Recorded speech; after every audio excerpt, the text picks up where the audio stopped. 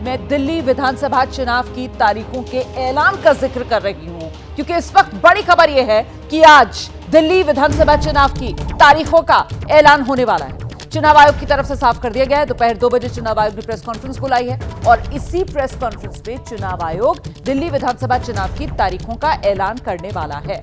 आप जानते हैं दिल्ली में एक ही चरण में वोटिंग होती आई है। ऐसे में इस बार भी 2025 दिल्ली विधानसभा चुनाव एक ही दिन में दिल्ली की सभी 70 की 70 विधानसभा सीटों पर वोटिंग होगी, ऐसा माना जा रहा है। और सूत्र ये बता रहे हैं कि दिल्ली में मतदान की जो तारीख है वो 6 से 8 फरवरी के बीच हो सकती है और इसी दौरान किसी एक दिन मतदान के बाद मतगणना की तारीख सामने आएगी। 6 फरवरी को वोटिंग, 8 को मतगणना, ये तारीखें सामने आ रही है। दिल्ली विधानसभा का जो मौजूदा कार्यकाल है वो 23 फरवरी 2025 को खत्म हो रहा है। सूत्रों के हवाले से खबर है दिल्ली में एक ही फेज में चुनाव कराए जाएंगे। चुनाव तारीखों का ऐलान आज होगा और दिल्ली की लड़ाई में अब तक जो जुबानी जंग चल रही थी, दावों और वादों का दौर चल रहा था, चुनाव आयोग की तरफ से तारीखों के ऐलान के साथ अब जब दिल्ली विधानसभा चुनाव का ये औपचारिक बिगुल बज जाएगा तो फिर ये आर पार और तेज होना तय है।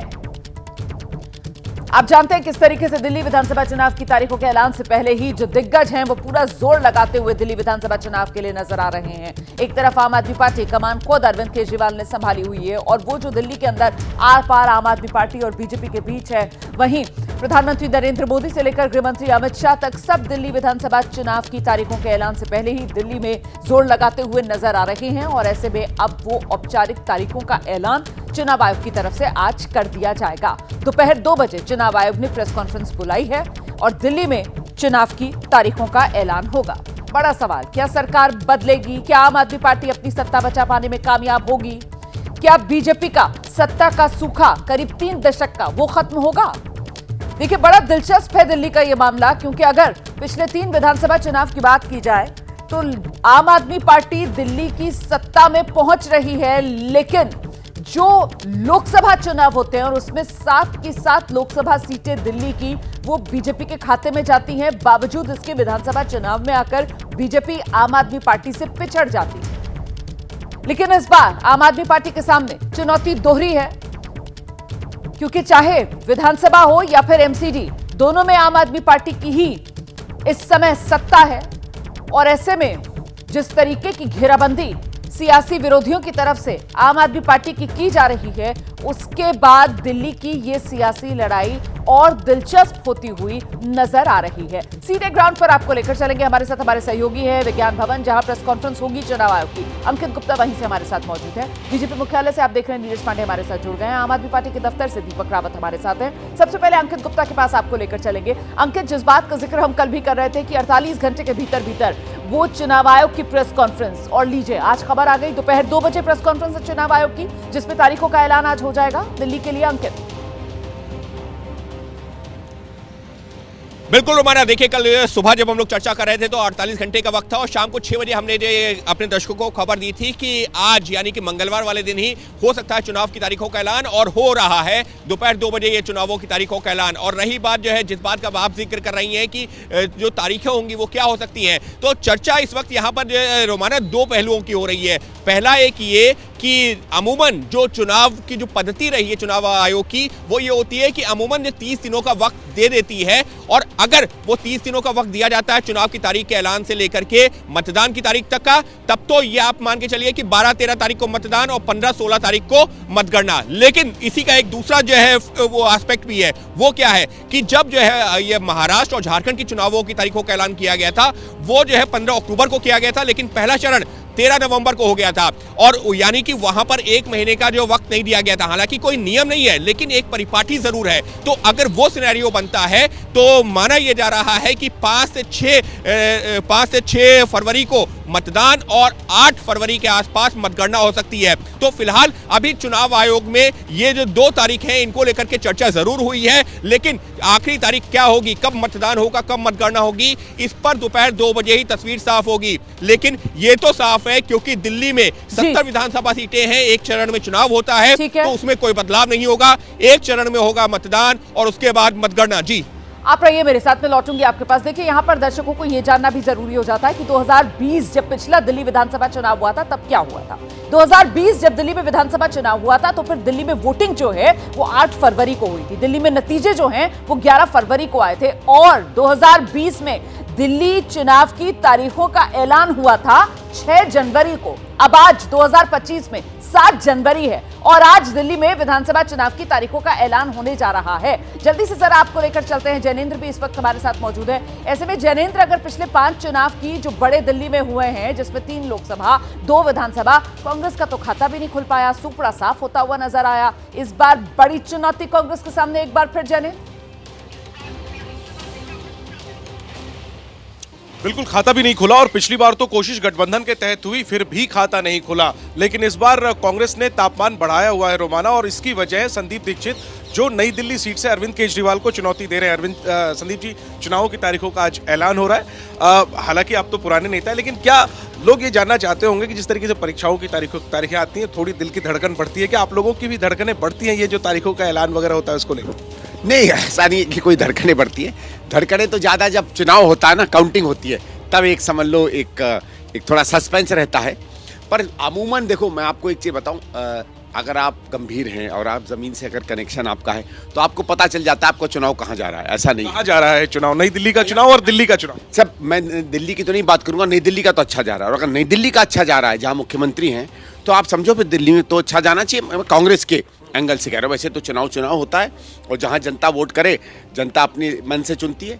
मुझे नई दिल्ली से तो अपेक्षा से बेहतर एक रिस्पांस दिख रहा है वर्तमान विधायक के विरोध में भी, और इस कारण से जो वो विकल्प देख रहे हैं उनके प्रति, और उन विकल्पों में एक कांग्रेस जो है प्रमुख रूप से कम नई दिल्ली के वोटरों के मन में दिख रही है। लेकिन आप कह रहे हैं बड़ा दिलचस्प है, यहाँ पर संदीप दीक्षित जो है वो नई दिल्ली सीट को लेकर इतनी सकारात्मक प्रतिक्रिया दे रहे हैं। मुझे लगता है जरा जल्दी से दीपक रावत का रुख कर लेते हैं। और यहाँ पर दीपक, यही नई दिल्ली सीट जहां से खुद चुनाव मैदान में अरविंद केजरीवाल हैं और आम आदमी पार्टी तो लगातार नई दिल्ली सीट, और यहाँ पर बीजेपी वोटर्स के नाम पर घपला कर रही है, घालमेल कर रही है, यही आरोप लगा रही है। और वहां दूसरी तरफ कांग्रेस है और वो कह रही है साहब यहाँ तो मामला अपने लिए वो बल्ले बल्ले बता रही है।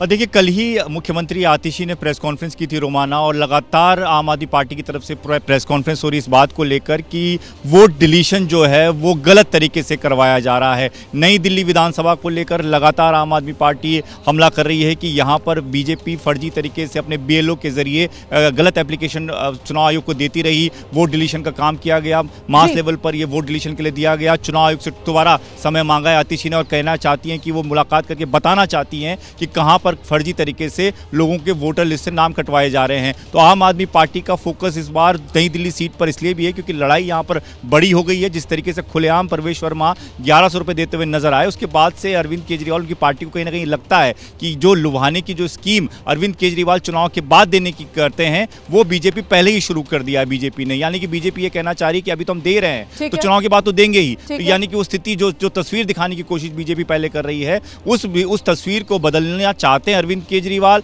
और वो कुछ न कुछ इसी तरीके से बदल पाएंगे या नहीं बदल पाएंगे, ये बड़ा सवाल है ना। फिलहाल जल्दी से नीरज पांडे का रुख कर लेते हैं। नीरज, क्योंकि यहां पर अगर बीजेपी के नजरिए से देखा जाए तो इस बार दिल्ली विधानसभा चुनाव, और इस चुनाव में बीजेपी सत्ता हासिल करने के लिए अपने लिए तो सुनहरा मौका देख रही है। नीरज, बिल्कुल 27 साल का वनवास हो गया है भारतीय जनता पार्टी के लिए। 27 साल से भारतीय जनता पार्टी दिल्ली में सत्ता से बाहर है। ऐसे में भारतीय जनता पार्टी का पूरा जोर यही है कि इस चुनाव में किसी भी तरह से भारतीय जनता पार्टी सत्ता में आए, और यही कारण है रोमाना, अगर आप देखें तो जो पहली लिस्ट जारी हुई 29 की, उसमें भारतीय जनता पार्टी ने अपने वो सारे दांव खेले हैं जो वो खेल सकती है। यानी कि सांसदों, जो सीनियर लोग थे, उनके टिकट काटे और उनको विधानसभा चुनाव में टिकट दिया, कई सीनियर लीडर्स को चुनाव मैदान में उतारा, कई राष्ट्रीय नेताओं को चुनाव मैदान में उतारा। तो ये कई दूसरी पार्टियों के नेताओं को, 4 से 5 लोगों को जो बाहर से लेकर आए, उनको टिकट दिया। तो ये भारतीय जनता पार्टी ने इस बार प्लानिंग के साथ चुनाव मैदान में उतरने की योजना में है कि किसी भी तरह से भारतीय जनता पार्टी दिल्ली में सरकार बनाए, और उसको लेकर जद्दोजहद है।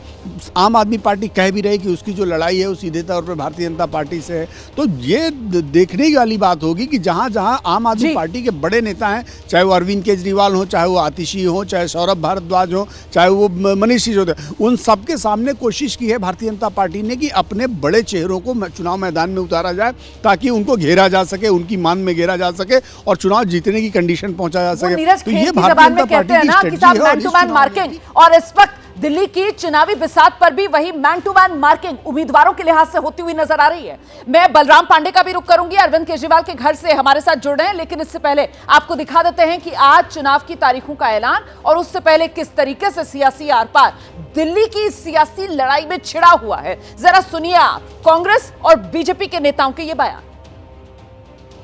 चुनाव की डेट आज अनाउंस करना है चुनाव आयोग ने। 2 बजे हमने सुना है कि वो प्रेस कॉन्फ्रेंस करेंगे और दिल्ली बहुत प्रतीक्षा से उस तारीखों का इंतजार कर रही है, क्योंकि पूरी दिल्ली इस भ्रष्टाचारी सरकार से मुक्ति चाहती है जिसने दिल्ली को 10 साल में बर्बाद करने का काम किया है। जैसे ये तैयारी है वो मतलब तारीख आती है, पूरी दिल्ली तैयारी के साथ एक परिवर्तन के लिए दिल्ली में माननीय प्रधानमंत्री मोदी के नेतृत्व में डबल इंजन की सरकार बनाने के लिए उतरेगी। कभी कांग्रेस करते रहते हैं, कभी संदीप जी, कभी अजय जी करते रहते हैं। अरविंद केजरीवाल जी ने पिछले 11 सालों में माफी चाहूंगा, नई दिल्ली विधानसभा के लिए कभी भी कुछ नहीं करा। घर भी लिया नई दिल्ली विधानसभा से लगभग 10 किलोमीटर दूर। सोचिए कैसा विधायक। और आइए सीधे एक बार फिर से ग्राउंड पर लेकर चलेंगे तमाम हमारे सहयोगी इस वक्त हमारे साथ मौजूद हैं। बलराम पांडे अरविंद केजरीवाल के घर के बाहर से हमारे साथ जुड़ गए हैं। और बलराम, अगर मैं ये कहूं कि इस बार का ये दिल्ली विधानसभा चुनाव आम आदमी पार्टी नहीं बल्कि ब्रांड केजरीवाल के अस्तित्व के लिहाज से बेहद महत्वपूर्ण और मुश्किल चुनावी लड़ाई है, तो शायद गलत नहीं होगा बलराम पांडे?